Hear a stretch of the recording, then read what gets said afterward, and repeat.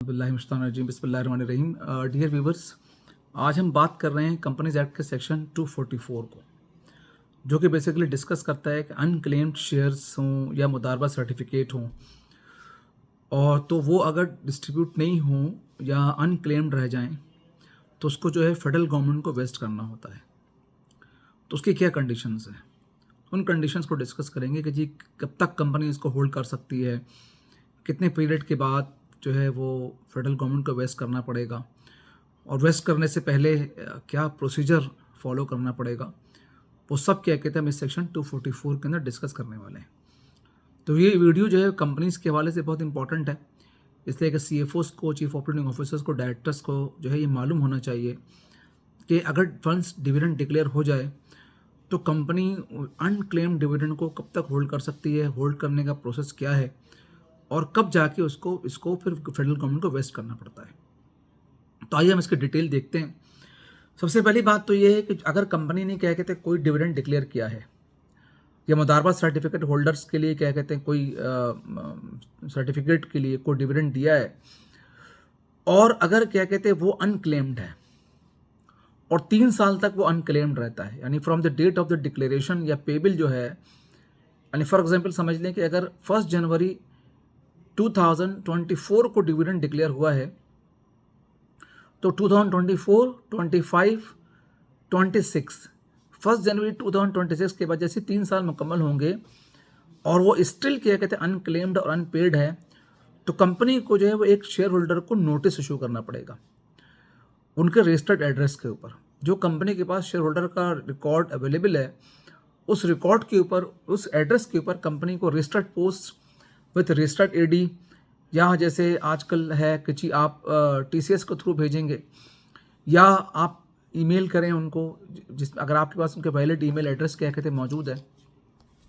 तो आप ईमेल करें। लेकिन बेहतर ये है कि कंपनी क्या कहते हैं उसको रजिस्टर्ड पोस्ट, जो लॉ कहता है कि वो registered post with acknowledgement receipt के साथ क्या कहते हैं उसको भेजे, और 90 डेज़ का टाइम दे शेयर होल्डर को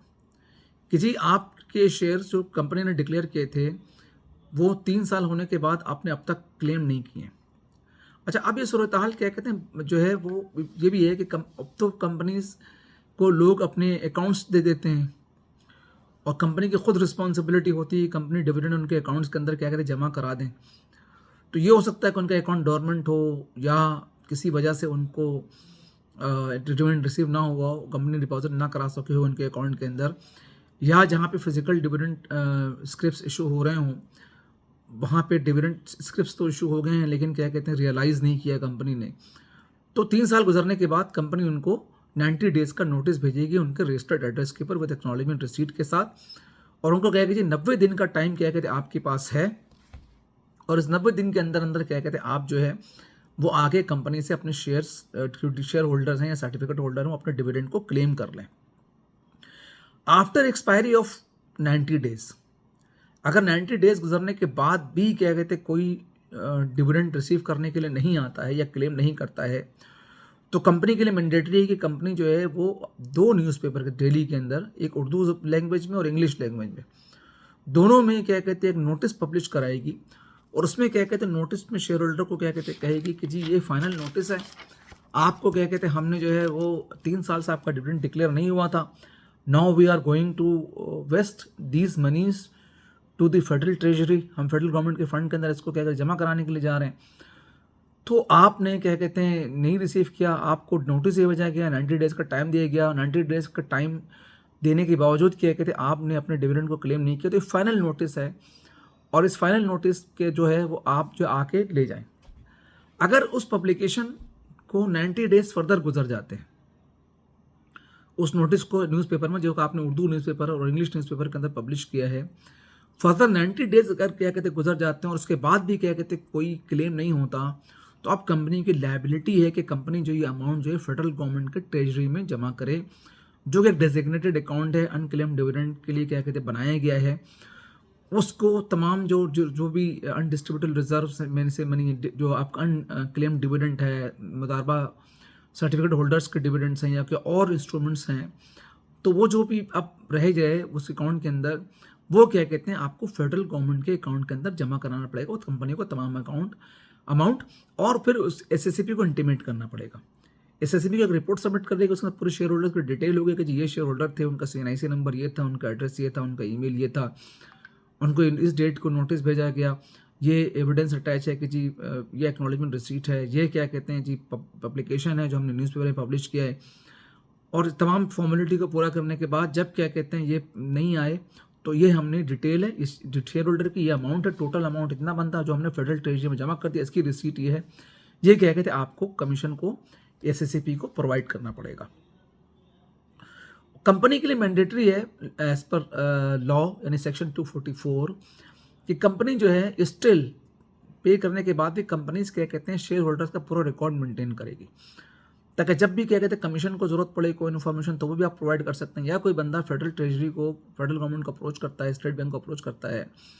कि जी ये क्या कहते हैं मेरे डिविडेंड के पैसे थे और मैं तो पाकिस्तान से बाहर था, या कोई जेन्युइन रीज़न हो जिसकी वजह से क्या कहते हैं वो नहीं क्लेम कर सका,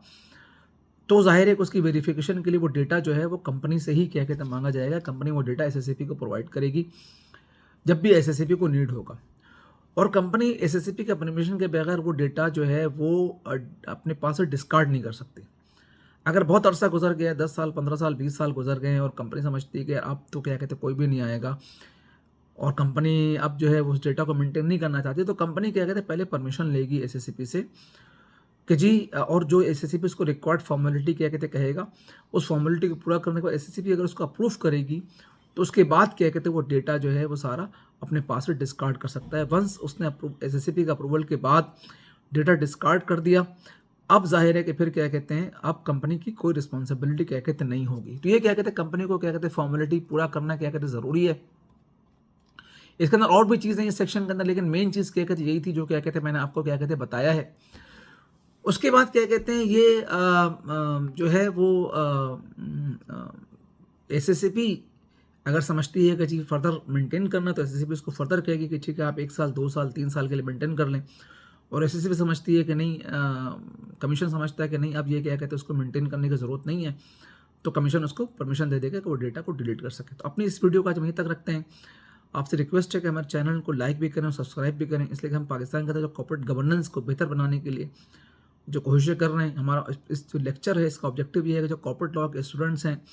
सीए के, आईसीएमए के, उनको भी क्या कहते हैं प्रैक्टिकल इंसाइट क्या कहते हैं मिले, और उनको लर्निंग प्रोसेस इजी हो उनके लिए, और जो कॉर्पोरेट सेक्टर के अंदर लोग हैं, जो सीएफओ हैं, chief operating officers and directors हैं, उनके लिए भी क्या कहते हैं ये हेल्पफुल हो। तो इसके साथ हमें इजाज़त दीजिए, नेक्स्ट वीडियो के साथ इंशाल्लाह दोबारा हाजिर होंगे। अल्लाह हाफिज़।